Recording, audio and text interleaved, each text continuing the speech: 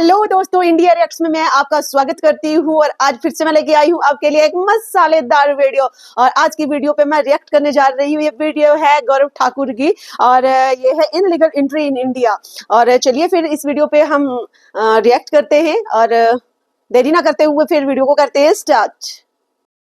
और national security मजाक बन के रह गई है। आई एम सॉरी टू से दिस बट इस बंदे की जरा वीडियो देखिए। ভিসা লাগবে না, কোনো প্রকার পাসপোর্ট লাগবে না, আমি এখন ভারতে ঢুকে যাব। वीजा लागबे ना, पासपोर्ट लागबे ना, एकदम फ्री में चलो आपको इंडिया घुस के बताता हूं। ये शब्द है एक बांग्लादेशी यूट्यूबर दिलवर हुसैन के, जिसने पिछले महीने यूट्यूब पर एक वीडियो अपलोड की जिसमें वो लिटरली डेमो देकर सिखा रहा है कि कोई भी फॉरेनर इंडिया में इलीगली कैसे घुस सकता है। इस दूसरे बांग्लादेशी यूट्यूबर तहसन रकूब को भी ले लो, ये भी ओपनली डेमो के साथ दिखा रहा है कि बस ऐसी छोटी तारों के ऊपर से कूद लिया तो अब भारत के जमीन पर पहुंच जाओगे।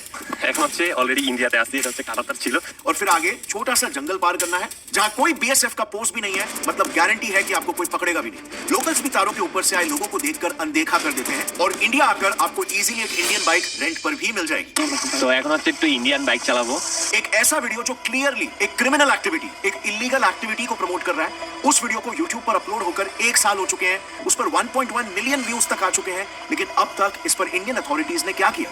No action at all. So आखिर क्यों अब तक हमने इस पर कोई भी एक्शन नहीं लिया? और अगर आपको लग रहा है कि ये प्रॉब्लम तो मेजरली बंगाल में ही हो रही रहेगी, मुझे इससे क्या है, तो ऐसा बिल्कुल भी नहीं। ये आज बंगाल से देश के हर राज्य में फैल चुका है। महाराष्ट्र, उत्तराखंड, झारखंड, यहाँ तक कि नॉर्थ ईस्टर्न स्टेट्स में भी इनके फैलने के आपको कई सारे केसेस मिल जाएंगे। हमारे फाइनेंस कैपिटल मुंबई का ये हाल है। यहाँ पर हाल ही में 200 फर्जी आधार कार्ड फेंके हुए पकड़े गए और सेम देश की राजधानी दिल्ली का भी यही हाल है। ये वीडियो है दिल्ली के शाहीन बाग एरिया का, जहाँ पर इस यूट्यूबर ने बस सिर्फ 5 मिनट तक रैंडमली कम से कम 20 लोगों से पूछा कि वो कौन से देश से है और सभी ने बस एक ही जवाब दिया, बांग्लादेश से। शाहीन बाग में आप बांग्लादेश से। आप बांग्लादेश से। आप कहाँ से? बांग्लादेश। कहाँ से आए हैं? बांग्लादेश से आए हुए हैं। सरकार आप कहाँ से आए हुए हैं? बांग्लादेश। ये area completely illegal Bangladeshi immigrants द्वारा डोमिनेटेड है और इसीलिए आज वहाँ पर उनके गट्स इतने बढ़ चुके हैं कि वो सीधे इंडियन अथॉरिटीज को ही धमकी दे देते हैं। सरकार अगर आना चाहे तो नहीं आ सकता। शाहीन बाग का नाम सुना आपने?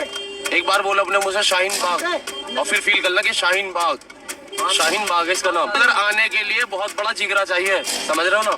एक सैड फैक्ट फ्रेंड्स ये है कि इंडिया आज एक तरह से crime capital of the world बनते जा रहा है, लेकिन एनसीआरबी की ऑफिशियल डेटा के मुताबिक क्राइम बाय फॉरेनर्स में बांग्लादेशी का नंबर सबसे हाईएस्ट है। टेररिज्म में भी इनका नंबर हाईएस्ट है। लेकिन क्या ये सारी रिपोर्ट्स आपके सामने आने दी जाती है? उल्टा अब इस पर ममता दीदी का स्टेटमेंट सुन लो। যদি বাংলায় দরজা খটখটানি করে আমরা তাদের আশ্রয় নিশ্চয়ই দেব।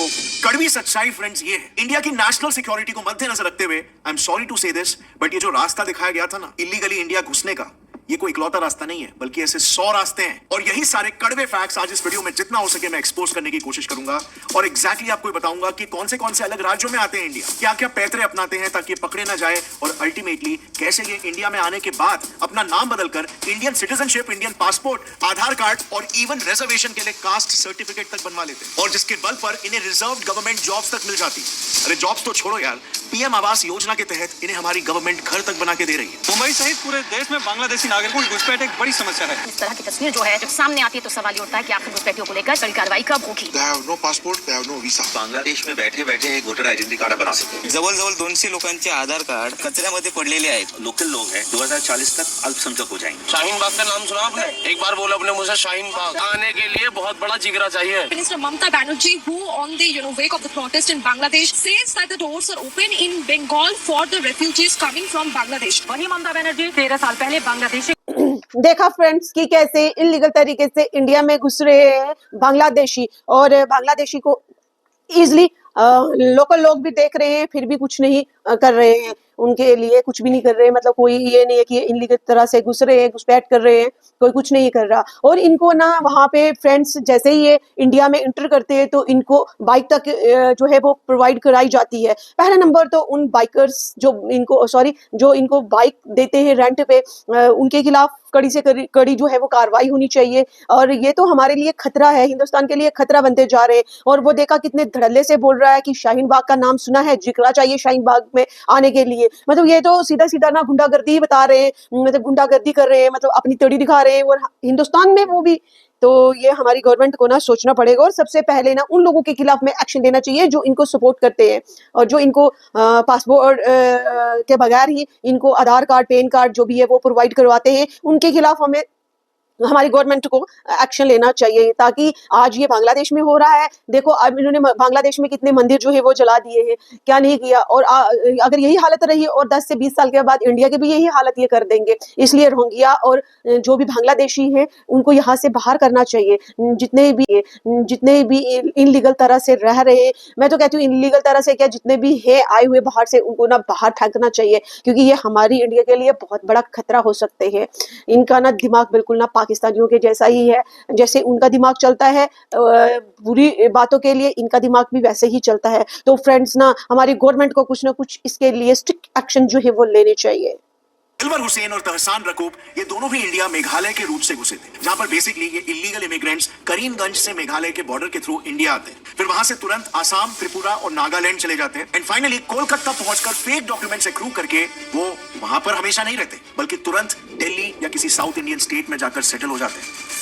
ये एरिया डेंसली फॉरेस्ट से कवर्ड है और इसीलिए इन एरियाज में इन्फिल्ट्रेशन काफी आसान हो जाता है। इनफैक्ट अभी पिछले महीने की बात है, 12 जुलाई को ही 10 इलीगल बांग्लादेशीज अरेस्ट हुए थे, और जब पुलिस ने उन्हें पकड़कर इंटरोगेट किया तो पता चला कि त्रिपुरा के सोनामुरा इलाके में कुछ ऐसे एजेंट्स हैं जो सिर्फ 2500 रुपए में इन इलीगल इमिग्रेंट्स को ऊनाकोटी डिस्ट्रिक्ट से डायरेक्ट इंडिया में एंटर करवा रहे हैं। और ये इन्फिल्ट्रेशन हर हफ्ते की बात है, आए दिन ऐसे केसेस न्यूज में आते रहते हैं। इनफैक्ट जिस 12 जुलाई के केसेस के बारे में मैंने आपको अभी बताया, ठीक उसी साल सेम रूट से 6 दिन पहले यानी कि 6 जुलाई को वहां से एंट्री करते हुए 25 म्यांमार के इलीगल इमिग्रेंट्स रोहिंग्यास को भी पकड़ा गया था। अब म्यांमार और बांग्लादेश के बॉर्डरिंग स्टेट्स को तो छोड़ो, बांग्लादेश से कई किलोमीटर दूर झारखंड तक सेफ नहीं है, वहां पर तो एक अलग ही गेम चल रहा है। एक्चुअली आज वहां की डेमोग्राफी इस हद तक बदल चुकी है कि अगर आप झारखंड के कई गांवों की महिला सरपंच और एमएलए को देखोगे ना, तो कई महिलाओं के हस्बैंड्स यही इलीगल बांग्लादेशी इमिग्रेंट्स हैं।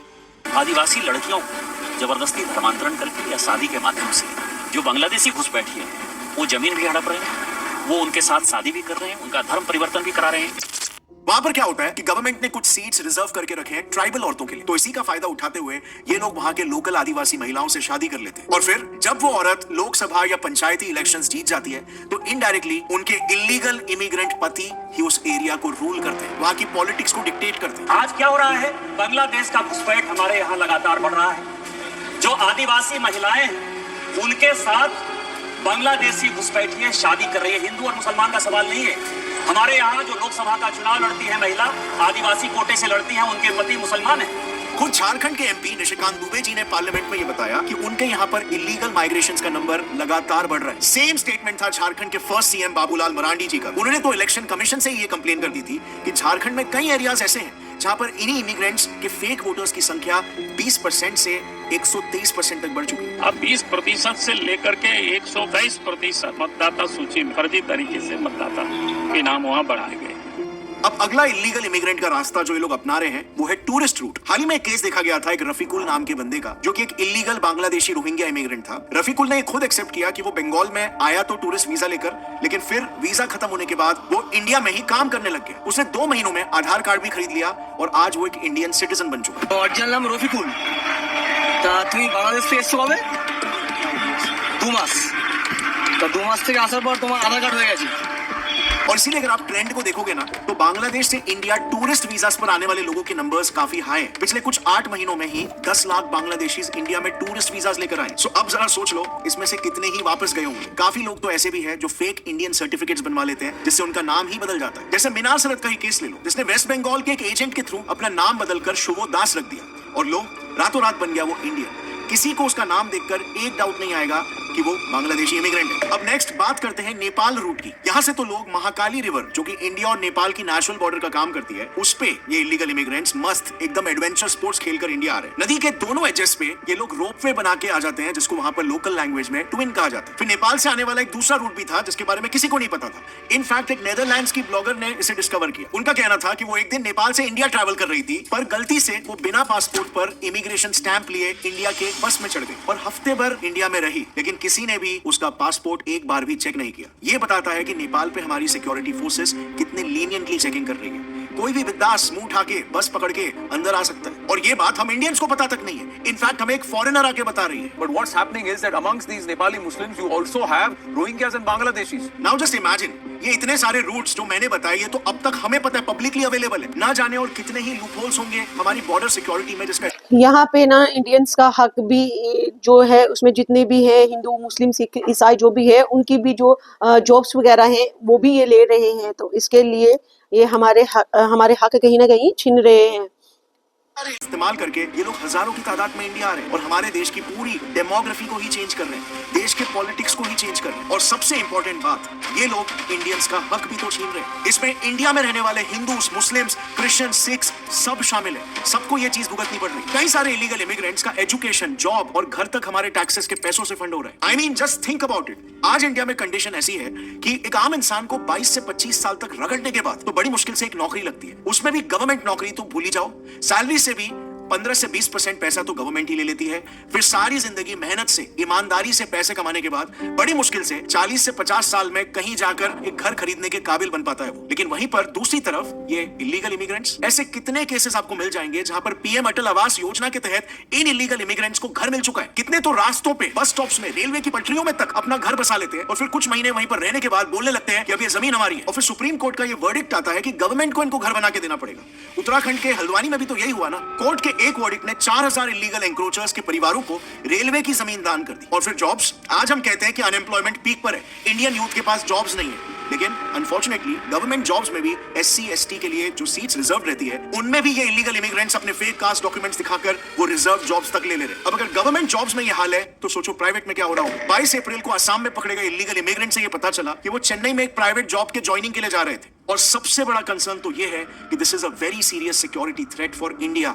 इंडिया में आतंक फैलाने में, दंगा भड़काने में और क्राइम्स करने में भी इलीगल इमिग्रेंट्स का नंबर सबसे आगे है। 2018 में पुणे ATS ने 5 इलीगल बांग्लादेशी इमिग्रेंट्स को अरेस्ट किया क्योंकि ये लोग टेरर ऑर्गेनाइजेशन अल-कायदा के लिए इंडिया में टेरर ऑपरेशंस कंडक्ट कर रहे थे। रिसेंटली भी NIA ने 10 बांग्लादेशी इमिग्रेंट्स के खिलाफ चार्जशीट फाइल की है क्योंकि ये लोग इंडियन मुस्लिम्स को भड़काकर इंडिया के खिलाफ एक रिलीजियस वॉर प्लान कर रहे थे। इनफैक्ट इंडियन सॉइल पर सबसे ज्यादा क्राइम करने वाले फॉरेनर्स में से भी बांग्लादेशी ही सबसे टॉप पर है। और फिर आप हर मेजर प्रोटेस्ट देख लो, जैसे दिल्ली का एंटी CAA प्रोटेस्ट, इसमें जो वायलेंस के लिए पकड़े गए थे वो कौन थे? इलीगल बांग्लादेशीज थे। इन्होंने एंटी CAA प्रोटेस्ट के नाम पर शाहीन बाग को 101 दिनों के लिए ब्लॉक करके रख दिया। फिर नो वायलेंस को ले लो, उसमें भी राइट्स करवाने वाले मेजॉरिटी इलीगल इमिग्रेंट्स ही थे। इसके अलावा काफी सारे क्राइम्स में भी इनका नाम होता है, जैसे गैंग रेप्स के केसेस हो गए, उसमें भी कई रेप्स छोटी बच्चियों के, ह्यूमन ट्रैफिकिंग और इलीगल ड्रग स्मगलिंग के केसेस भी आपको बहुत सारे मिलेंगे जिनमें इनका नाम बार बार आता है। लेकिन हमारा देश इस पर क्या एक्शन ले रहा है? सेंट्रल गवर्नमेंट और स्टेट गवर्नमेंट्स तो दोनों अपने वोट बैंक के पॉलिटिक्स में लगे हुए। इनफैक्ट बीजेपी ने तो मैनिफेस्टो में तक इस इशू को हाईलाइट किया था, लेकिन इसके बाद भी इस पर कोई ठोस एक्शन होते हुए दिख तो नहीं रहा है। आप जरा खुद ही सोचो कितना ही मुश्किल हो सकता है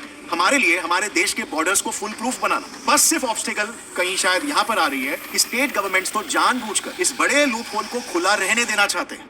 इन माइग्रेंट्स को यहाँ पर बुलाकर इनके फर्जी डॉक्यूमेंट्स बनाने में इनकी मदद जो हो रही है, ताकि फिर ये इंडिया के लीगल वोटर्स बन जाए और सरकारें इन्हें फ्रीबीज बांटकर इनके वोट्स ले सके। हर एक राज्य के हर एक शहर में, हर एक टाउन में एक ना एक नेता जरूर है जिसका वोट बैंक यही इलीगल इमिग्रेंट्स पर डिपेंडेंट है। अब बस सोचो, अगर उसने अपने दम पर सिर्फ 5 से 6 हजार इमिग्रेंट्स को भी अपने टाउन में भर दिया, उसकी इलेक्शंस में जीत पक्की। और इसीलिए फ्रेंड्स, हम सभी को मिलकर इस मुद्दे पर आवाज उठानी पड़ेगी। और सिर्फ आवाज भी नहीं उठाना है, बल्कि इसमें कहीं ना कहीं हमारा भी थोड़ा सा योगदान हो जाता है। और इसीलिए हमें अपने लेवल पर भी थोड़े चेंजेस लेने होंगे, हमारी भी थोड़ी सोच बदलनी होगी, क्योंकि इसमें कहीं ना कहीं हम भी थोड़े जिम्मेदार हैं। Do you really think India जैसे देश में, जहां पर आज 140 करोड़ की आबादी है, लेकिन आज भी लाखों लोगों को 2 वक्त की रोटी नसीब नहीं हो रही? हमारे देश के 15% पढ़े लिखे युवा आज बेरोजगार बैठे हुए हैं। 140 करोड़ की आबादी में से सिर्फ 2% ही लोग टैक्सेस भरते हैं, और उस पैसे से जो इंफ्रास्ट्रक्चर बनता है उसकी हालत ऐसी है। हर दूसरे दिन रिपोर्ट्स आ रहे हैं कि शहरों में पानी की किल्लत है। सिर्फ दिन में 2 घंटे ही बिजली आती है, और गवर्नमेंट हॉस्पिटल्स में इलाज कराना है तो इतनी बड़ी लाइन लगती है कि पेशेंट का नंबर आने से पहले ही उसकी जान चली जाती है। सो सबसे पहले तो आप खुद ये सोचो, क्या हम इंडियंस, इंडिया देश किसी दूसरे देश का बोझ उठाना अफोर्ड कर सकता है? इंडिया के जितने भी रिसोर्सेस है उस पर सबसे पहला हक हमेशा इंडियंस का ही होना चाहिए। लेकिन आपने कई बार ये देखा होगा, क्योंकि इमिग्रेंट्स अक्सर कम पैसों में काम करने के लिए भी तैयार हो जाते हैं, और इसीलिए हम खुद भी तो 2 पैसा बचाने की लालच में इंडिया के किसी लोकल को नहीं बल्कि इन्हें जॉब्स दे देते हैं। फिर इन्हें इंडिया में घुसने के लिए भी तो मदद हम इंडियंस ही कर रहे हैं। हम में से ही कुछ लोग 2 पैसा कमाने की लालच में इनके फर्जी आधार और रिजर्वेशन सर्टिफिकेट्स बनवाकर इन्हें जॉब्स घर दिला देते हैं। मतलब एज इंडियंस क्या हमारी ये रिस्पॉन्सिबिलिटी हमारे देश के प्रति नहीं है? यार, सिर्फ 1000 से 2000 रुपए में लोग अपने देश को बेच दे रहे हैं। और ऐसा बिल्कुल भी मत समझना कि मेरा ये वीडियो बनाने का मकसद ये बोलना है कि इंडिया में कोई भी दूसरे देश का इंसान बिल्कुल भी वेलकम नहीं, या फिर ज्यादातर बांग्लादेशीज और म्यांमार के रोहिंग्यास मुस्लिम माइनॉरिटी है तो ये वीडियो उनके खिलाफ है। ऐसा बिल्कुल भी नहीं है। हमारे देश की सबसे बड़ी खूबी है कि हमारा कल्चर हमेशा ओपन रहा है। गेस्ट के लिए अतिथि देवो भव। हर एक फॉरेनर, चाहे वो नेपाली हो, बांग्लादेशी हो या इवन पाकिस्तानी क्यों ना हो, वो वेलकम है। अगर वो लीगल सिस्टम को फॉलो करके इंडिया आता है तो यहाँ पर उसका स्वागत है। लेकिन अगर आप इलीगली आ रहे हो, देश के संविधान की इज्जत नहीं कर रहे हो, इस देश के लोगों का हक छीन रहे हो, और जो देश आपको पनाह दे रहा है उसी देश के खिलाफ साजिशें कर रहे हो, यहाँ पर दंगे भड़का रहे हो, आतंक फैला रहे हो, तो मेरे हिसाब से हर एक भारतीय का फर्ज होना चाहिए, फिर चाहे हिंदू हो, मुस्लिम हो, क्रिश्चियन हो, सिख, नो मैटर आपकी आइडियोलॉजी क्या है या आपका रिलीजन क्या है, क्योंकि अंत में ये इलीगल इमिग्रेंट्स इंडिया के वो रिसोर्सेज को यूज कर रहे हैं, वो अपॉर्चुनिटीज छीन रहे हैं जिस पर हक किसी दूसरे इंडियन का है। तो फ्रेंड देखा गौरव ठाकुर जी की वीडियो में बहुत अच्छे से इन्होंने समझाया और बताया पूरी डिटेलिंग के साथ में। और हमें भी ना, हम सबको हिंदुस्तानियों को कुछ ना कुछ करना चाहिए, क्योंकि कहीं ना कहीं हमारा भी जो हक है वो छिन रहा है, और ये भी हमारी गवर्नमेंट को कुछ ना कुछ हमारे बारे में भी ज़रूर सोचना चाहिए और इनके खिलाफ ना कुछ एक्शन लेना चाहिए, जिसको स्ट्रिक्ट एक्शन बोलते हैं वो लेना चाहिए। तो फ्रेंड्स ज़्यादा देरी ना करते हुए वीडियो को यही करते हैं विराम, और फिर नेक्स्ट वीडियो में मिलते हैं। और तब तक के लिए राधे राधे, बाय बाय, जय हिंद, वंदे मातरम, भारत माता की जय।